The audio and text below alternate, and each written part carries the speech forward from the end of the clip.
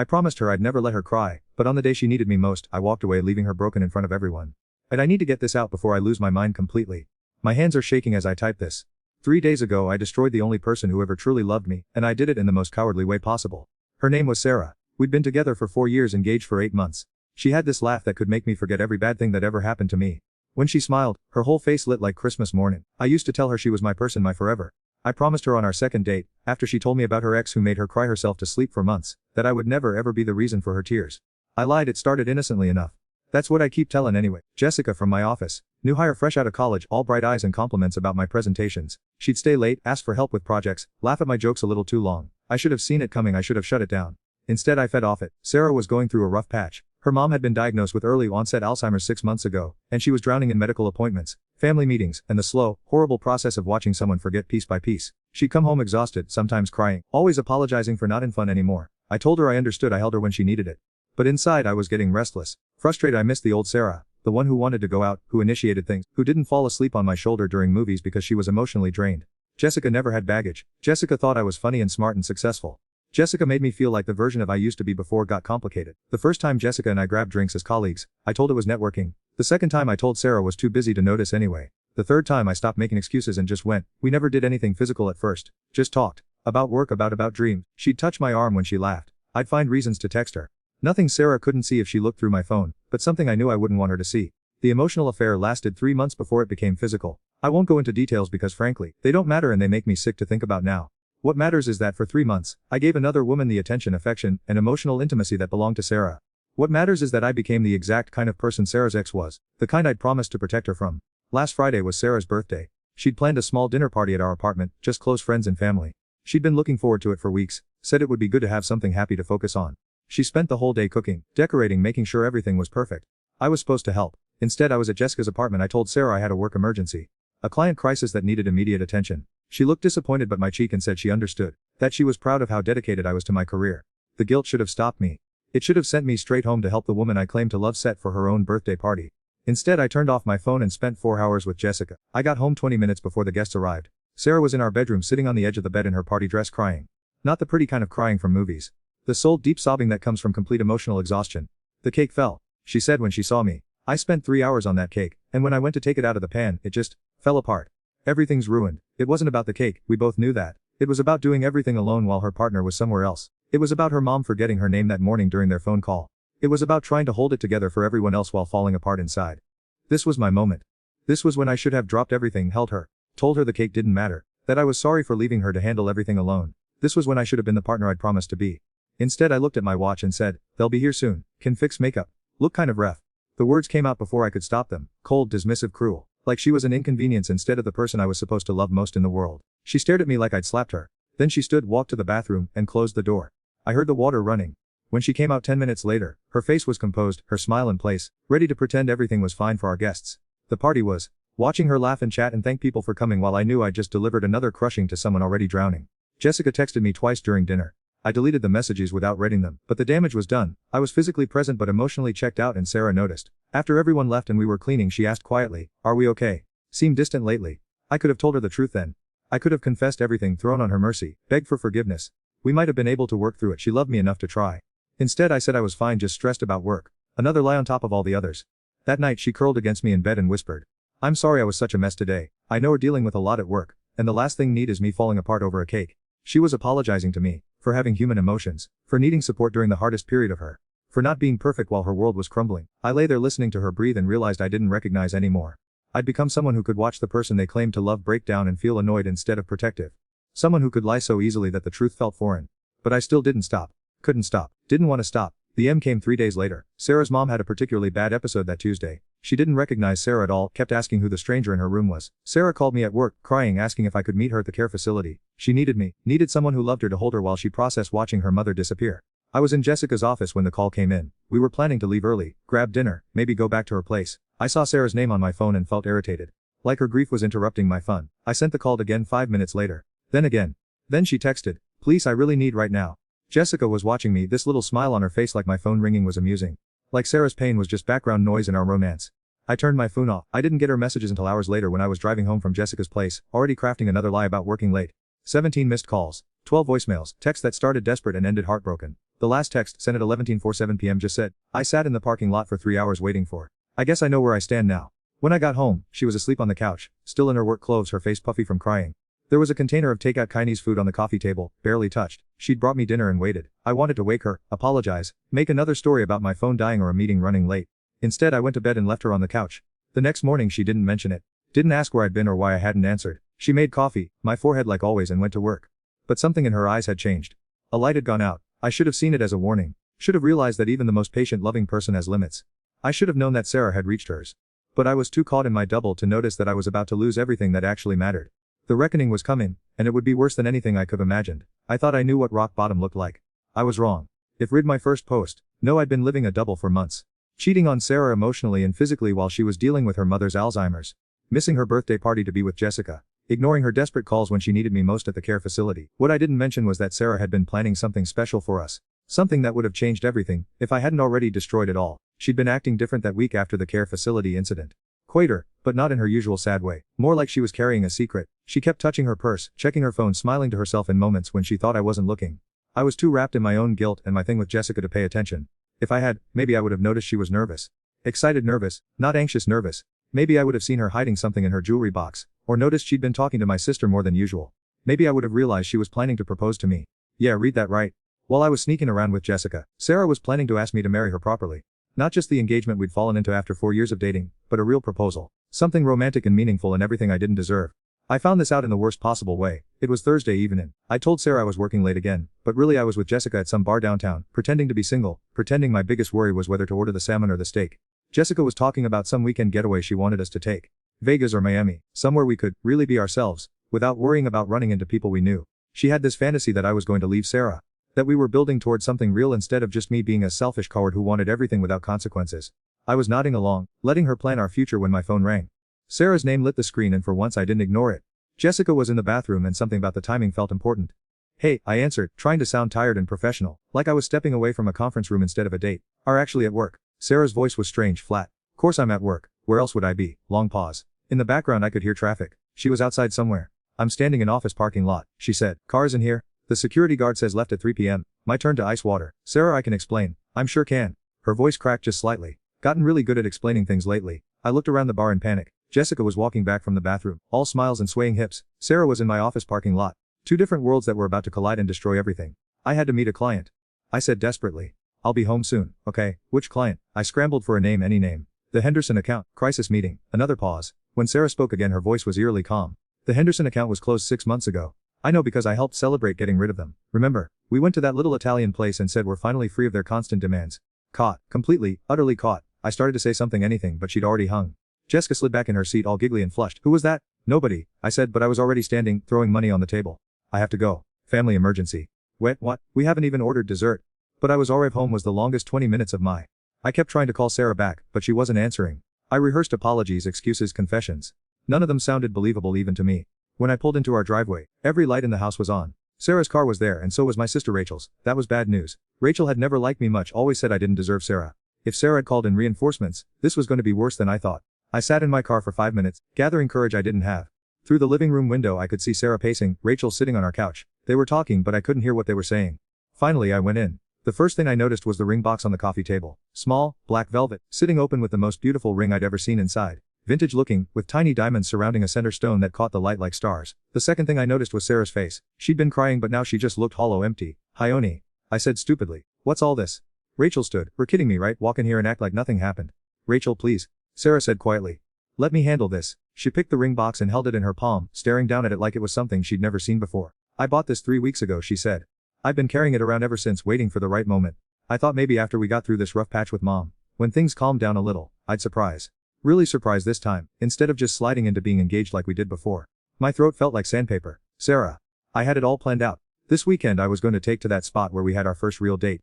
The one by the lake where told me loved me for the first time. I was going to get down on one knee and ask to be my husband. Really ask properly because I wanted to know how much mean to me. How much I need in my point. She snapped the box closed with a sharp click. But then I realized haven't been in my for months have. I opened my mouth to deny it, but she held her hand. Please don't lie to me anymore. I can't take any more lies. She walked to the kitchen counter and picked her laptop. When she turned it toward me, I saw her phone bill displayed on the screen. Calls, text, data usage.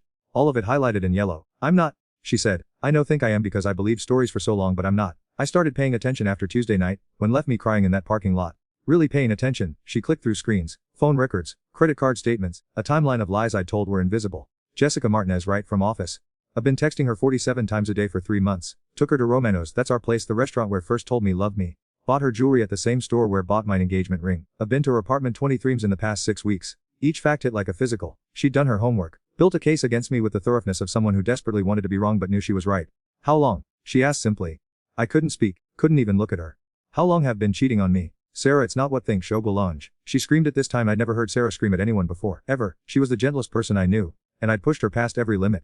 4 months, I whispered. 4 months. She repeated it like she was trying to understand a foreign language. So when I was crying about mom forgetting my name, we're planning next date with her. When I was apologizing for being a mess at my birthday party, we're thinking about her. When I called begging for help at the care facility, we're with her. Each word was true. Each word made me smaller. Was anything real? She asked. When held me after mom's diagnosis, when said help me through this, when told me we'd face everything together, was any of that real? I wanted to say yes. Wanted to tell her I loved her, that Jessica meant nothing, that I'd made a terrible mistake but we could fix it.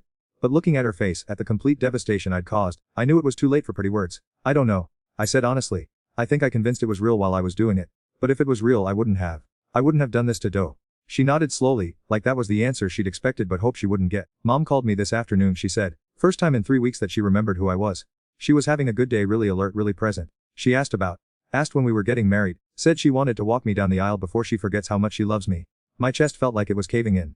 I told her soon. I told her very soon, because I was going to propose to this weekend and I thought say yes. I thought the man I was going to ask to marry me was the same man who promised me 4 years ago that he'd never make me cry. She set the ring box on the counter and pushed it away from her like it was contaminated. But that man doesn't exist, does he? Maybe he never did. Maybe I just imagined him because I wanted to believe someone could actually love me the way I love them. I do love, I said desperately. I love more than anything.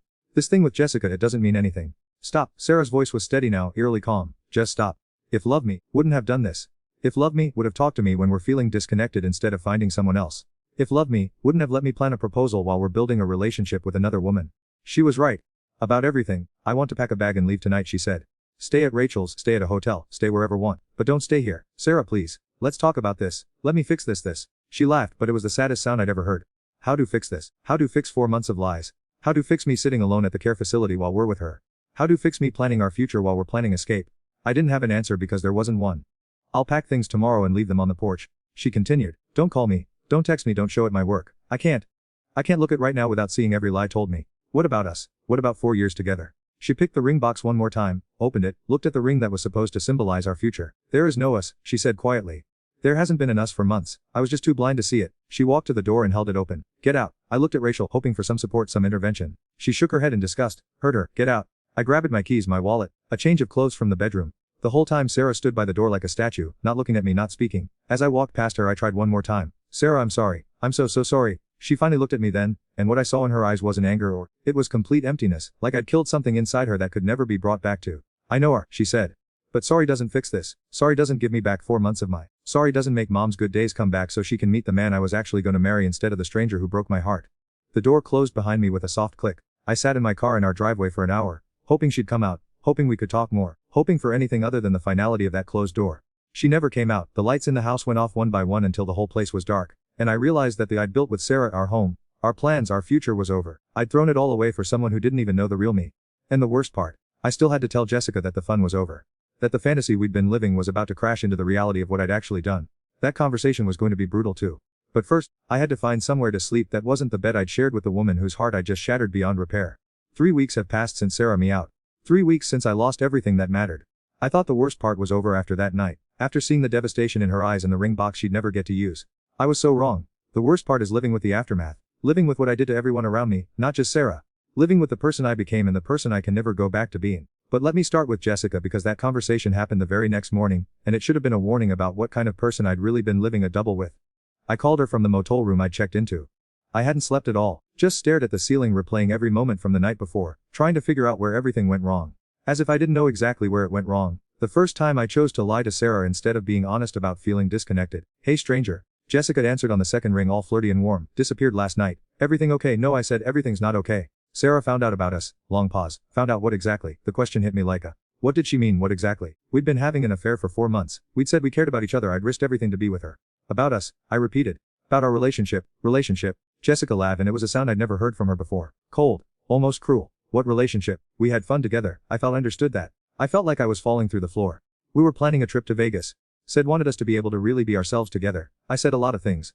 Look her sweet and we had some good times. But let's be realistic here. We're older than me, live in the suburbs, drive a Honda Civic. Did really think I was looking for something serious with a guy who lies to his girlfriend every time we out. Every word was like a physical. This was the woman I destroyed my for. Someone who saw me as entertainment, a distraction, a stepping stone to something better. So what was this all for, I asked. What was the point of any of it? The point was fun. The point was enjoying ourselves without complications. But now there are complications, so, she trailed off. But I heard what she didn't say. Now that there were consequences had crashed into reality, she was done. I lost everything, I said. I lost Sarah, my home, 4 years of my. I lost everything for. She corrected. I never asked to leave girlfriend. I never asked to lie to her. Made those choices because wanted to have cake and eat it too. Don't put that on me. She was right and that made it so much worse. I have to go, she said.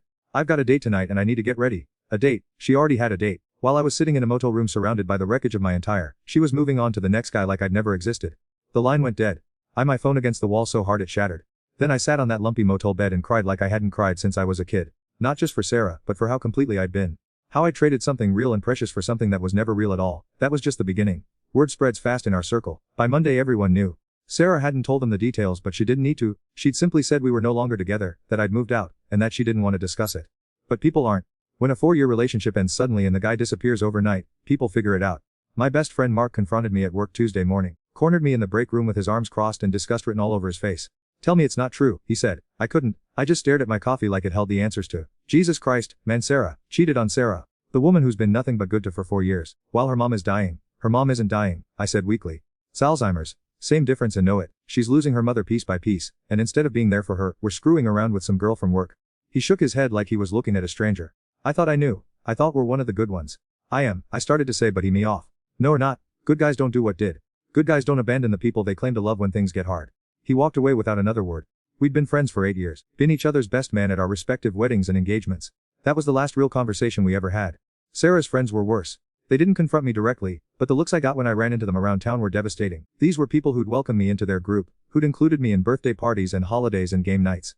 People who'd watched Sarah light around me and had been genuinely happy for us. Now they looked at me like I was something they'd scrape off their shoe. The worst was running into Sarah's best friend Amy at the grocery store. Amy had been maid of honor at 2 weddings I'd attended with Sarah. She'd helped Sarah pick out the engagement ring I'd given her 3 years ago. When she saw me in the Cyril Azel, her face went through about 5 different emotions before settling on pure rage. How could, she said loud enough that other shoppers turned to look. How could do that to her? She loved more than her own. I tried to walk away, but she followed me. She's been sleeping on my couch for 2 weeks because she can't stand to be in that apartment without. She cries herself to sleep every night. She won't eat, won't talk about it, won't even say name. People were definitely staring now. I felt my face burning with shame. And know what the worst part is? Amy continued, she blames herself. She thinks if she'd been a better girlfriend, if she hadn't been so sad about her mom, if she'd been more fun, wouldn't have needed to find someone else. That hit me harder than anything else she could have said. Sarah was blaming herself for my choices. The kindest, most loving person I'd ever known thought she was responsible for my betrayal. She's not, I said desperately. Tell her she's not. Tell her this was all me. Tell her, Amy snapped. Oh wait, can't, because she's too broken to even hear name without falling apart. She left me standing there in the cereal aisles, surrounded by strangers who'd witnessed my public shaming. I abandoned my cart and went home to my motel room, where I called in sick for the rest of the week. Work became unbearable too. Jessica had apparently told people her version of events, painting herself as the victim of a predatory older man who'd pursued her relentlessly. Suddenly I was the office creep who'd taken advantage of a young, naive new employee. My boss called me in for a meeting Friday afternoon. We're gonna have to let go, he said without preamble.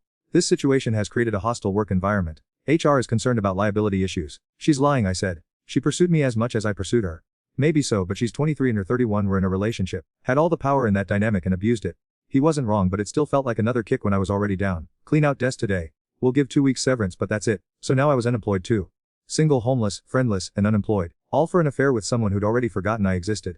The absolute lowest point came 2 weeks later when I ran into Sarah's mom at the pharmacy. I was picking job applications, trying to rebuild some kind of, when I turned around and there she was. For a moment, her face lit with recognition and joy. There's my future son-in-law, she said loud enough for half the store to hear. Sarah said we're working so much lately that I never see anymore. My heart shattered into a million pieces. She was having a good day, one of her increasingly rare clear moments, and she still thought I was going to marry her daughter. Sarah hadn't told her what happened because she was protecting her mom from one more loss, one more thing to be confused and sad about. Hi Mrs. Chen, I managed to say. When's the wedding? Sarah keeps saying soon, but won't give me a date. I want to make sure I write it down so I don't forget. My memory isn't what it used to be. I stood there looking at this woman who treated me like a son for 4 years, who'd been so excited when Sarah and I got engaged, who was fighting a disease that was stealing her mind piece by piece. She had no idea that I'd already stolen something from her too, the chance to see her daughter get married to someone who actually deserved her. We're still figuring out the details. I lied, because what else could I do? Tell a woman with Alzheimer's that I'd destroyed her daughter's happiness, that there would be no wedding, no grandchildren, no son-in-law to visit her in the care facility. Well, don't wait too long, she said, patting my arm. Is short and Sarah deserves all the happiness in the world. Take good care of my girl. Okay, I whispered. She walked away humming to herself and I broke down right there in the pharmacy. Full crying in front of strangers who pretended not to notice. That night, I finally wrote Sarah a letter. Not to ask for forgiveness or beg her to take me back, but to tell her about seeing her mom. To let her know that even in her confusion Mrs. Chen still loved her deeply and wanted her to be happy. I also wrote that I was sorry. Not just for cheating, but for making her feel like it was her fault. For abandoning her when she needed me most. For taking 4 years of her and throwing them away like they meant nothing. I told her I knew I didn't deserve forgiveness, but that I hoped someday she'd find someone who would love her the way she deserved to be loved. Someone who would keep the promise I'd broken. I left the letter in her mailbox and never heard back. It's been 3 months now since that night. I'm living in a studio apartment across town, working at a call center for half what I used to make. I have no friends, no social, no prospects for either. Sarah, according to mutual acquaintances I occasionally overhear, is doing better. She's back in her apartment. She's focusing on her mom, on work, on healing. Amy mentioned to someone in line at the coffee shop that Sarah started therapy and joined a support group for people dealing with Alzheimer's and their families. She's rebuilding her without me in it. I'm glad she's healing. I really am. But knowing that she's getting better while I'm getting worse feels like the universe's way of showing me exactly what I owe. She was always the stronger one, the more resilient one, the one who deserved better than what I gave her. I think about her every day. I think about the ring she bought, the proposal she planned, the future we could have had if I'd just been honest about feeling disconnected instead of seeking attention elsewhere. I think about her mom, who might not remember her tomorrow, asking about a wedding that will never happen. I think about Jessica, who's probably moved on to destroying someone else's relationship by now. Mostly I think about that promise I made on our second date. I'll never be the reason for tears. I became exactly the kind of person I'd promised to protect her from. The person who gave her more tears than anyone else ever had. The person who broke her heart so thoroughly that she had to learn how to put it back together without any of the pieces that included me. I know some people reading this are hoping for a redemption story, hoping I learned my lesson and became a better person, that Sarah and I found our way back to each other, that love conquered all. But real doesn't work that way. Some mistakes are too big to fix. Some trust, once broken, can never be repaired. Some people, once they show who they really are, don't get to pretend they're someone else. I showed Sarah who I really was, someone who would abandon her when she needed me most, lie to her face for months, and choose momentary pleasure over lasting love. That's not someone build a with. That's someone survive and move on from. I destroyed the best thing that ever happened to me, and the woman who deserved the world is better off without me in it. Sarah kept her promise to herself that night she me out. She said there was no's anymore, and she was right. There never will be again. The ring she bought is probably returned by now, and someday she'll use that money to buy a ring for someone who deserves to wear it. Someone who will keep the promises they make instead of breaking them in the cruelest way possible. I hope she finds that person. I hope he makes her laugh the way she used to laugh with me, before I killed that joy. I hope he never makes her cry. Because I promised her I never would, and I turned out to be the biggest liar of all. The worst part isn't losing her. It's knowing that I never deserved to have her in the first place.